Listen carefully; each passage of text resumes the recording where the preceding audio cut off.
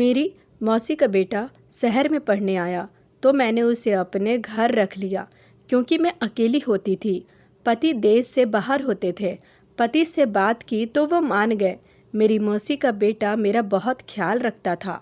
बाजार से कुछ भी लाना होता तो वो ला देता। फिर मैं एक दिन बीमार हो गई और फिर मेरी मौसी का बेटा कहता कि आप अब आराम करना। रात को वो मुझे दूध के साथ दवा खिलाकर चला जाता। जब सुबह उठती तो मुझे बहुत सुकून होता। एक दिन मेरे पेट में बहुत दर्द हो रहा था। डॉक्टर के पास गई। डॉक्टर ने कहा कि तुम गर्भवती हो। मेरी तो जान निकल गई और आसमान मेरे सर पर आ गिरा।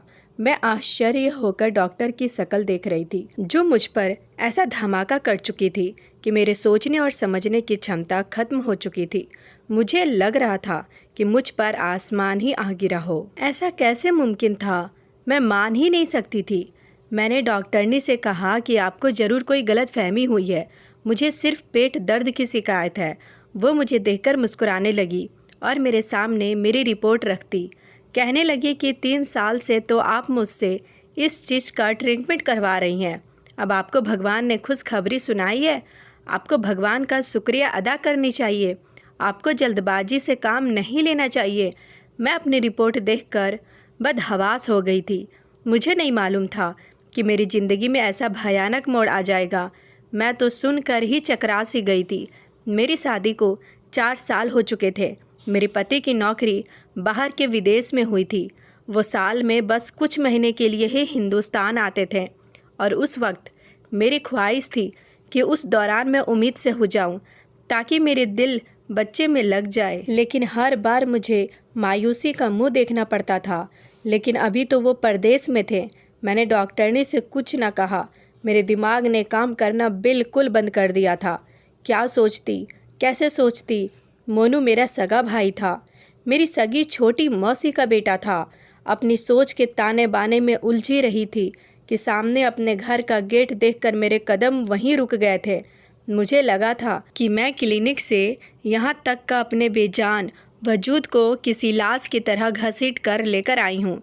मैं गम में इस तरह डूब गई थी कि मुझे सांस लेने में भी घुटन महसूस होने लगी थी। मैं डरबोल बेजानी मोनू ने ही दरवाज़ा खोला। मैं घर के अंदर आ गई। मुझे देखकर वो मुस्कुराने लगा। मेरे घर के अंदर आते ही वो कहने लगा, मौसी आज आपने इतनी देर कर दी। मैंने पहले तो आपका खाने का बहुत इंतज़ार किया, लेकिन फिर मुझसे भूख बर्दाश्त नहीं हुई, इसलिए मैं तो खाना खा चुका हूँ। आपके लिए खाना लगा दूँ? वो मुझसे बातें करता था। मेरी सबसे छोटी मौसी का बेटा, जो कि जॉब के लिए यहाँ नोएडा आ गया था और पिछले कई महीनों से ही यहाँ मेरे पास रह रहा था। मेरे पति को भी इस बात की कोई ऐतराज़ नहीं था। मोनू के बारे में सब कुछ जानते थे, बल्कि वो तो बहुत खुश थे। उन्हें मेरी चिंता नहीं रहेगी। मौसी आप कहाँ खो गई हैं? मैं आपसे बात कर रहा हूँ। मोनू की बात पर मैं चौंक से गई। मैंने कहा, कुछ नहीं, मुझे भूख नहीं है, सर में दर्द है, मैं अपने कमरे में जा रही हूँ। मैं मोनू से यह कहकर अपने कमरे में चली गई। अपनी रिपोर्ट दराज में रखी और अपने बेजान वजूद लिए बेड पर बैठ गई। मेरी सोच खत्म हो चुकी थी। मोनू मेरा सगा भांजा था, मेरी मौसी का बेटा। उसके बारे में ऐसा सोच भी नहीं सकती थी। जब मेरी मौसी की शादी हुई तो मैं 4 साल की थी और वो जब पैदा हुआ तो मैं 10 साल की थी। मेरी मौसी का ससुराल काफ़ी दूर था और एक गांव था जहां दूर दूर तक कोई कॉलेज नहीं था। इसलिए मेरी मौसी ने कहा, आप मोनू को अपने पास रख लो, वहाँ वह अच्छे से पढ़ लेगा। और मोनू मेरा भांजा भी था तो मैं उस पर शक भी नहीं कर सकती थी। मैं अपना सिर दोनों हाथों में लेकर बैठ गई। मुझे याद आने लगा, पिछले कई दिन से मोनू मुझे दूध के साथ दवा देता था, जिसे खाकर मैं गहरी नींद सो जाती थी और सुबह जब मैं उठती थी तो बहुत खुश होती थी। तो क्या मोनू मुझे नींद की दवा देता था और मेरे सोने के बाद कुछ करता था? टिप टिप आंसू मेरी आंखों से गिरने लगे। मेरे आंखों में आंसुओं का गोला, जिसकी वजह से मेरे अंदर घुटन सी बढ़ती जा रही थी। क्या सगे रिश्ते इतने कमज़ोर हो चुके हैं कि हवस की आगे कुछ भी नज़र नहीं आता? मैं उसकी बहन हूँ, यानी उसकी माँ की बहन की बेटी। मतलब मैं उसकी बहन ही हुई। वो मेरा खास है, मेरा उससे पर्दा भी नहीं है। ऐसे कैसे वो मेरे बारे में सोच सकता है? कैसे उसका दिल ऐसा करने के लिए मान सकता है। मैं बहुत रो रही थी। इसका अंदाज़ा शायद कोई लगा नहीं सकता था जो मैं सह रही थी। एक तरह से पागल हो चुकी थी। अब मुझे उसका बचपन याद आने लगा था, जब वो मौसी के साथ मेरे मायके वाले घर आता था तो मेरी गोद में ही उसका ज़्यादा वक्त गुजरता था। अपनी तोतली ज़ुबान से मेरा नाम लेता था। मैं अपने भाई बहन में सबसे छोटी थी। वह मुझे मौसी की सबसे पहली औलाद, इसलिए मायके में उसका सबसे ज़्यादा वक्त मेरे साथ ही गुजरता था। तब मेरी शादी होने वाली थी। तब वो नया नया कॉलेज गया था। मुझे राजू के नाम से भी बहुत छेड़ा करता था। कहता था, आप इतनी खूबसूरत मनमोहनी सी हैं, और वो ये लंबे चौड़े गबरू जवान हैं, ऊपर से बड़े गुस्से वाले। दीदी, राजू जीजू आपके साथ बिल्कुल सूट नहीं करेंगे। आपके लिए तो कोई मुझ जैसा स्मार्ट सा लड़का अच्छा लगेगा। हर वक्त वो मुझे राजू के नाम से छेड़ता रहता था, हंसता रहता, मजाक करता था। मैं उसे बस घूरती रहती थी। मेरी और उसकी अंडरस्टैंडिंग में भी बहुत थी। जब वो यहाँ आया था, मुझसे रात देर तक बातें करता रहता था, हंसता था, मजाक करता था। अब भी यही कहता है। मुझे लगता है राजू जीजू ने परदेश में किसी अंग्रेजन से शादी कर ली है, तभी तो वापस आने का नाम नहीं लेते। जब मैं उसे गुस्से से घूरती तो हंसने लगता। उसे देखकर कभी मुझे ऐसा नहीं लगता था कि वो मेरे साथ ऐसा घटिया हरकत भी कर सकता है। मैं इन्हीं सोचों में डूबी थी, तभी मोनू मेरे दरवाजे पर लॉक कर अंदर आ गया। अब भी उसके हाथ में दूध का गिलास और मेडिसिन थी। वो बड़े नॉर्मल अंदाज में मेरे सामने बैठ गया, लेकिन उसके बेड पर बैठते ही मैं डर कर पीछे हट गई, जैसे ना जाने वो क्या कर देगा। और जाहिर सी बात थी, जो कुछ भी डॉक्टर से सुनकर आ रही थी, मेरी जगह कोई और भी होता ऐसे ही डर जाता। मैं अकेली उस वक्त मोनू के साथ उस घर में मौजूद थी। वो मुझे यूं डरा हुआ देखकर हैरान हो गया था। क्या बात है, आप इतना घबरा क्यों गई हैं? सब ठीक तो है ना? ये दूध पीजिए और आराम कीजिए। मोनू ने मेरी तरफ गिलास बढ़ाया। मैंने गिलास उसके हाथ से लेकर साइड पर रख दिया और सख्त लफ्ज़े में उससे कहा, जाओ यहाँ से, मुझे नींद आ रही है। क्योंकि मैं जानती थी अब वो मेरे पास बैठकर अपने ऑफिस के किस्से सुनाएगा, और जब तक मेरी आंखें नींद से चूर ना हो जाएंगे वो उठकर बाहर नहीं जाएगा। मेरे सख्त लफ्ज़े पर वो घबरा सा गया, कुछ हैरान भी था। क्या बात है, आपकी तबीयत तो ठीक है? शायद मेरे रूखे बर्ताव से वो परेशान हो गया था। मुझे उस पर और गुस्सा आने लगा। कैसे कैसे ड्रामे वो मेरे सामने रच रहा था, जैसे बहुत मासूम हो, अनजान हो, बहुत नेक हो। पहले तो वो मेरा जी चाहा कि एक जोर से थप्पड़ उसके मुंह पर मारूं और फिर उसकी रिपोर्ट उसके सामने दे मारूं, देखो तुम्हारी शराफत का सबूत, और उसको धक्के देकर बाहर निकाल दूं। लेकिन मैं चाहती तो उसे रंगे हाथे पकड़ूं, वरना वो मुकर जाएगा। मेरे सर पर दर्द है, मुझे तो बिल्कुल जागने के लिए मत आना, मैं सोना चाहती हूँ। मेरी उखड़ी बातों के सामने वो चुप सा था और उठकर कमरे के दरवाजे तक चला गया। आप आराम करें और दूध ज़रूर पी लीजिएगा। खाना भी नहीं खाया है आपने? मुझे दोबारा से दूध पीने को कह के वो कमरे से बाहर चला गया। मैं वही तो जानना चाहती थी कि मुझे दूध और दवा खिलाकर ये कौन सा घिनौना खेल मेरे साथ खेलता है। मैंने वो दूध का गिलास लिया और खिड़की से बाहर फेंक दिया। वो बाहर गली की तरफ खुलती थी और मेडिसिन भी दराज में रखकर लाइट बंद करके कमरे में सो गई। अब मुझे उस वक्त का इंतज़ार था जब मोनू मेरे कमरे में आता। 1 घंटा गुजर चुका था, लेकिन मेरे कमरे में कोई नहीं आया था। उसका इंतज़ार करके मैं तंग आ चुकी थी और मुझे नींद भी आने लगी थी, इसलिए सोचा कि खुद ही देख जाऊं कि वो क्या कर रहा है। मैं उठ के अपने कमरे से बाहर निकली तो आंगन भी खाली सा था। सामने का कमरा मोनू का था। मैंने धीरे से जब उसके कमरे का दरवाज़ा खोला तो मेरे होश ही उड़ गए। तो मैंने उसके कमरे का दरवाज़ा धीरे से बंद कर दिया और दबे पांव अपने कमरे में आ गई। मेरे दिमाग में अब वो बातें घूम रही थी जब मौसी का मुझे पहली बार फ़ोन आया था। कहने लगी, मोनू नोएडा में नौकरी करना चाहता है, लेकिन तुम जानती हो कि मैं उसे इस हक में नहीं उसे हॉस्टल में रहने की इजाज़त दूं। कई किस्म के नौजवान होते हैं, मेरा मोनू सीधा साधा सा है, कहीं गलत लोगों में ना फंस जाए, सिगरेट और दूसरे नशे का आदी ना हो जाए। तुम तो जानती हो कि हमने कैसे उसकी देखभाल की है। मेरा बच्चा बहुत सीधा है, लेकिन जहाँ लड़के रहते हैं वहाँ 100 बुराइयाँ होती है, इसलिए अगर तुम उसे अपने घर में रख लो तो मुझे तसल्ली रहेगी। इस वक्त तो मैंने बड़ी रहम दिल्ली दिखाते हुए हामी भर ली थी कि मोनू मेरा भाई ही नहीं बेटा भी है। जाहिर है कि वो मेरा सगे भाई से भी बढ़कर था और भाई और छोटे बेटे में कोई फ़र्क नहीं होता। मेरा सिर दर्द से फटने लगा। मेरा भाई उस वक्त अपने कमरे में बैठा सिगरेट पी रहा था। मेरी तरफ उसका पीठ थी, इसलिए वो इस बात से अनजान था कि मैं उसे सिगरेट। मेरी मौसी दिल की मरीज है। अगर वह सच जानती कि मोनू ने मेरे साथ क्या किया है, शायद सुनते ही मर जाती। लेकिन मैं सोच सकती थी कि मोनू को सुबह ही कह दूंगी वो अपने रहने का इंतज़ाम कहीं और कर ले। मैं उसे अपने घर में नहीं रख सकती थी। मैंने अपना कमरा लॉक किया और सो गई। सुबह मेरा दरवाज़ा बड़ी ज़ोर से खटखटाया गया। मैं उठी और दरवाज़ा खोली। जब मैंने दरवाज़ा खोला, सामने देखा मोनू मुझे बहुत गुस्से से देख रहा है। दरवाज़ा क्यों लॉक किया था आपने? उसका मुझ पर रौब जमा कर पूछना तो मुझे दबा के रख दिया। वो होता कौन था मुझसे इस तरह से बात करने वाला? उसे शायद तकलीफ़ इस बात की हो रही थी कि उसका रास्ता मैंने बंद कर दिया था, जो वो गुनाह मेरे साथ कर रहा था। शायद उसकी तलब ना पूरी होने की वजह से वो यूं उखड़कर मुझसे बात कर रहा था। मैंने कहा, तुम होते कौन हो मुझसे ये पूछने वाले? मेरी भी बुलंद आवाज़ को सुनकर वो कुछ हैरान हुआ। फिर नरम आवाज़ में बोला, रात को आपकी तबीयत ठीक नहीं थी, मुझे आपकी फ़िक्र थी। मैं कब से दरवाजे पर आवाज़ दे रहा था, लेकिन जब आपने जवाब नहीं दिया तो परेशान हो गया कि कहीं आप बेहोश ना हो गई हो। इसलिए मैंने दरवाज़ा खोलना चाहा तो वो लॉक था, इसलिए मैं परेशान हो गया था। आप प्लीज़ दरवाज़ा लॉक ना किया करें। मुझे उसकी झूठी फ़िक्रमंदी और दिखावे की परेशानी देखकर बहुत गुस्सा आ गया।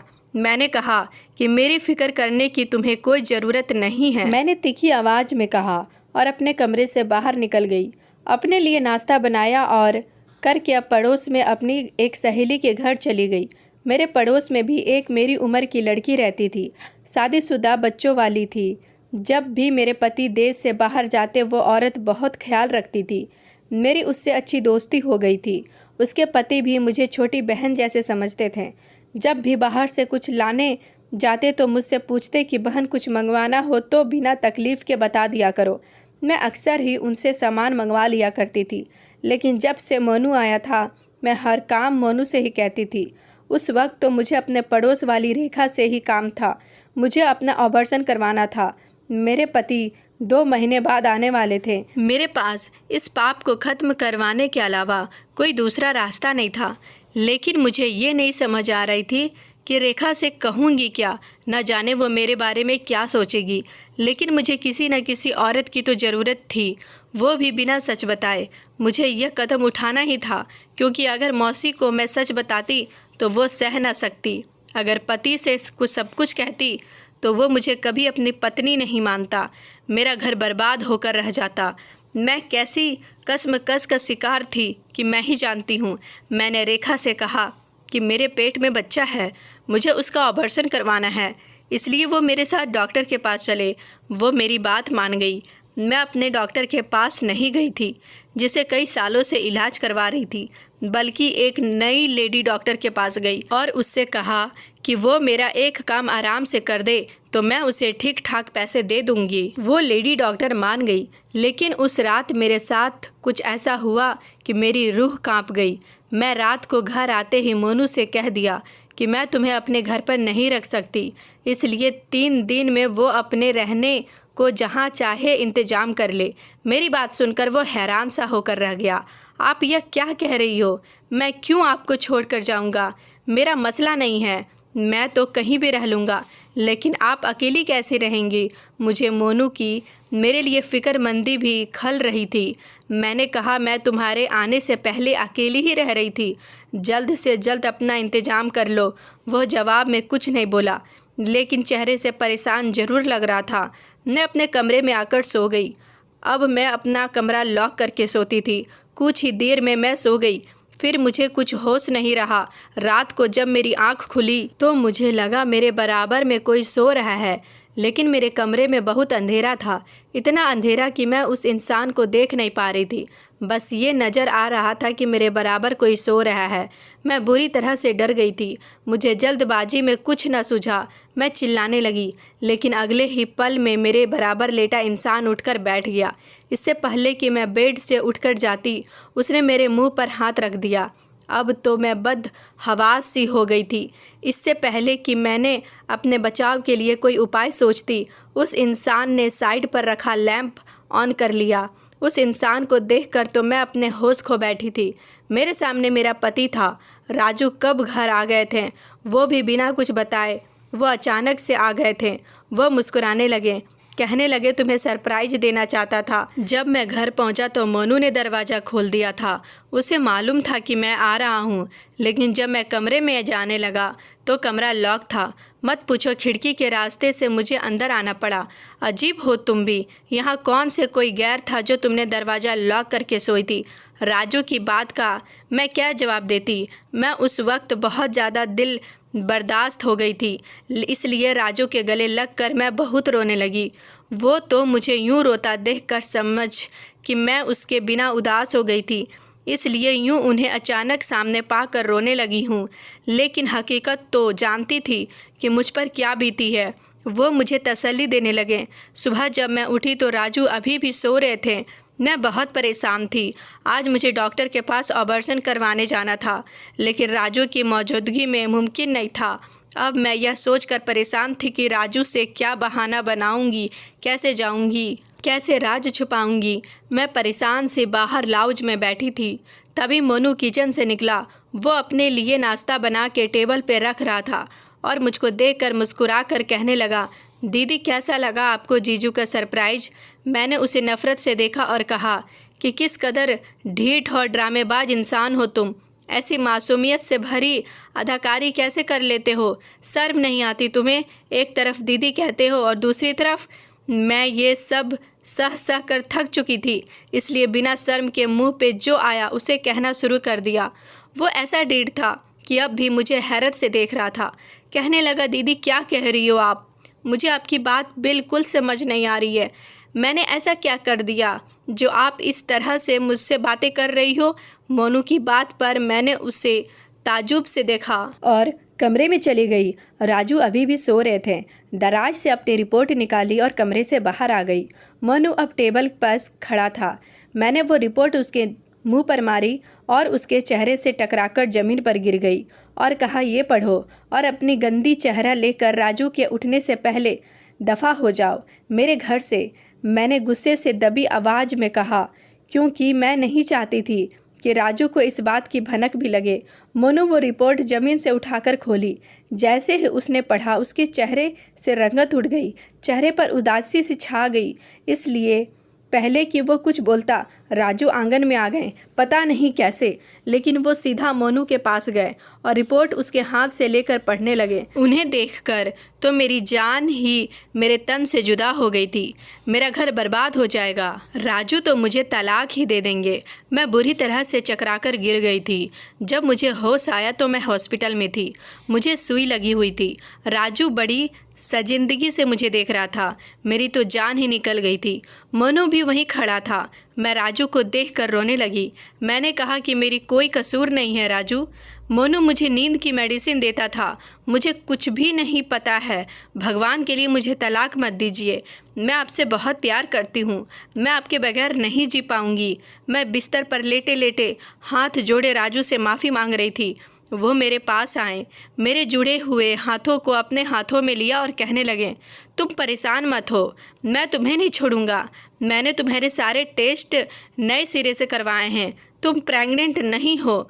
शायद किसी और की रिपोर्ट तुम्हारी रिपोर्ट से बदल गई थी। न तुम गुनहगार हो, न ही मोनू ने ऐसा कुछ किया है। तुम उसके किरदार पर शक मत करो। बस एक गलत रिपोर्ट के अदल बदल है। ये सब गलत फहमी है। मोनू की तरफ जब मेरी नज़र पड़ी तो वो रो रहा था, बिना आवाज़ के आंसू बहा रहा था। मुझे देखकर मेरे पास आ गया। कहने लगा, आपने सोच भी कैसे लिया मैं ऐसा कर सकता हूँ। मुझे अपनी बहन में और आप में कोई फ़र्क नहीं देखा। मैंने तो कभी किसी गैर लड़की को नज़र उठाकर नहीं देखा। तो आप मेरी बहन की जगह हैं। मैंने कहा कि मैंने तुम्हें नशे की सिगरेट पीते देखा था। वो कहने लगा, मैं नशे की सिगरेट बिल्कुल नहीं पीता। हाँ, कभी कभार सिगरेट ज़रूर अपना कमरा बंद करके पी लेता हूँ। आपका ख्याल इसलिए रखता था कि मैंने अपना बचपन आपकी गोद में गुजारा है, इसलिए जैसे मैं अपनी माँ के लिए खाने पीने और दवा का ख्याल रखता था, आपका भी रखने लगा। मुझे पता होता कि आपको मेरी वजह से तकलीफ़ होती है तो मैं कभी भी यहाँ आता ही नहीं। वो रो रो कर अपनी बातों को रख रहा था। एक गलत रिपोर्ट ने मुझे शर्मिंदा करके रख दिया था। क्या किया मैंने अपने भाई के खिलाफ़, ये नहीं सोचा मैंने, लेकिन मेरे दिमाग में ये ख्याल आया नहीं कि अक्सर रिपोर्ट भी गलत निकल जाती है। मैं सोच रही थी कि काश एक बार अपनी रिपोर्ट दोबारा से टेस्ट करवा ली होती तो ऐसा ना होता। तो दोस्तों, आज की कहानी आपको कैसी लगी कमेंट बॉक्स में ज़रूर बताएं, और कहानी अच्छी लगी हो तो एक लाइक कर दीजिएगा, और मेरे चैनल पर अगर आप नए हो तो हमारे चैनल को सब्सक्राइब कर लीजिएगा। कल मिलते एक नई कहानी के साथ, तब तक अपना ख्याल रखिएगा। धन्यवाद दोस्तों।